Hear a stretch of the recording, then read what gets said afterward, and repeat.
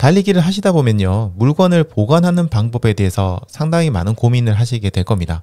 대표적으로는 뭐 스마트폰이라든지 지갑이라든지 카드, 현금, 그리고 집 열쇠라든지 자동차 열쇠, 이어폰 이런 거 굉장히 많은 물건들을 보관을 해야 되잖아요. 그런데 이거를 이제 들고 다녀야 할 수도 있습니다. 그리고 이걸 들고 다닐 때 보면 저희들 대부분 뭐 주머니에 넣으시는 분도 계시지만 대부분 아마 허리에 차는 벨트에 물건을 많이 넣어서 가지고 다니실 겁니다. 그런데 그때 이제 신경 쓰이는 것 중에 하나가 주머니 넣든 어디 넣든지 간에 땀이나 습기로 인해서 이런 물건이 젖거나 아니면 전자기기 같은 경우에는 오염이 돼가지고 고장이 날까봐 걱정을 좀 하실 수도 있습니다. 특히 아까 얘기 드렸던 이어폰, 요즘은 고가 이어폰 굉장히 많죠. 그런 이어폰이라든지 아니면 자동차 열쇠라든지 이런 것들은 뭐 습기 때문에 고장이 잘 날 수 있잖아요. 그래서 아마 걱정을 많이 하실 텐데 저 같은 경우에는 땀이 굉장히 많은 그런 체질이라서 물건을 보관하는 거에 있어서 굉장히 좀 신경이 많이 쓰입니다. 그래서 이것저것 수많은 가방이라든지 물건을 보관하는 제품들을 알아봤는데요.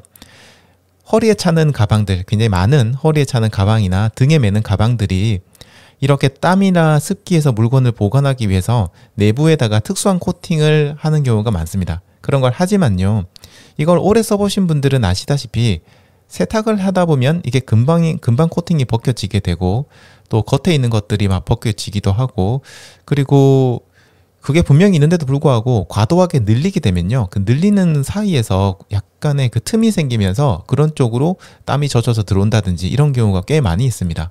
그래서 조금 의미가 없는 건 아니지만 불안한 경우도 많고 자주자주 교체를 해줘야 되죠. 자, 그래서 제가 여러분들에게 드리고 싶은 팁은요, 다양한 사이즈의 지퍼백을 사용하시는 겁니다.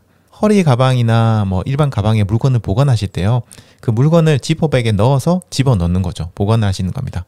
이런 거는 비싼 거 필요 없습니다. 그러니까 다이소 가시면은 정말 수십 장 들어있는 거를 뭐 한 1,000원, 몇백 원 이렇게 해서 판매를 하거든요. 굉장히 또 사이즈도 굉장히 다양하니까 여러분들이 보관하시려고 하는 물건에 맞춰서 사이즈를 구매하시고 그거를 갖다가 이렇게 집어넣어서 쓰시면 됩니다.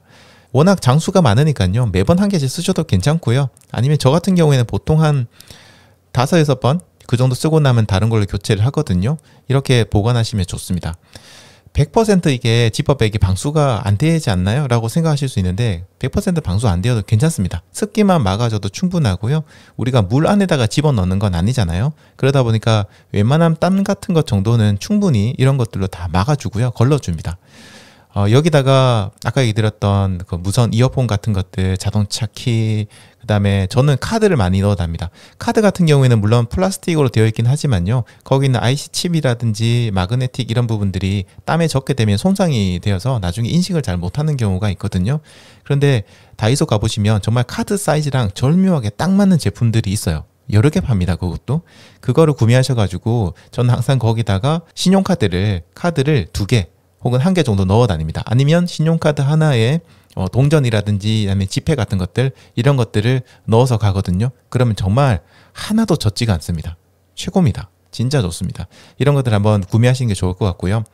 그리고 트레일 러닝용 백팩 같은 걸 들고 가방을 메시고 달리기를 하시는 분들도 많이 계신데요. 백팩 같은 경우에도 대부분 이제 등판 쪽은 방수가 되거나 아니면 습기를 좀 차단해주는 그런 코팅을 하기는 합니다. 하는데 그래도 약간 땀이라든지 습기로 인해서 가방 안에 있는 물건들이 젖는 경우가 종종 생기더라고요. 그리고 비가 오는 경우도 생기고, 그 등판은 괜찮은데 등판 이외에 다른 부분들이 땀을 많이 흘려서 젖게 될 경우에는 거기 있는 옷 같은 것들이 땀을 흡수해서 좀 젖는 경우도 종종 있었어요. 저 같은 경우에는 워낙 또 땀을 많이 흘리니까 더더욱 그렇습니다. 자, 그럴 때를 대비해서도요, 다양한 사이즈의 지퍼백, 좀 큰 사이즈 있죠? 이런 것들도 몇 장 사두시면 좋습니다. 이런 것 갖다가 트레일러닝용 백팩 안에다가 그냥 넣어두시는 거예요. 저 같은 경우에는 바람막이 재킷 같은 것들이라든지 이런 거 넣을 때 지퍼백에 넣어서 공기를 쫙 빼가 압축을 해가지고 백팩에 딱 넣거든요. 그러면 공기를 뺐으니까 부피도 좀 줄어드는 그런 장점도 있고, 땀을 아무리 많이 흘리거나 비가 갑자기 내려도 전혀 이제 저는 두려울 게 없죠. 그래서 이런 트레일러용 백팩 안에다 넣는 물건들도 지퍼백을 여러 개 들고 가서 물건들을 막 보관을 합니다.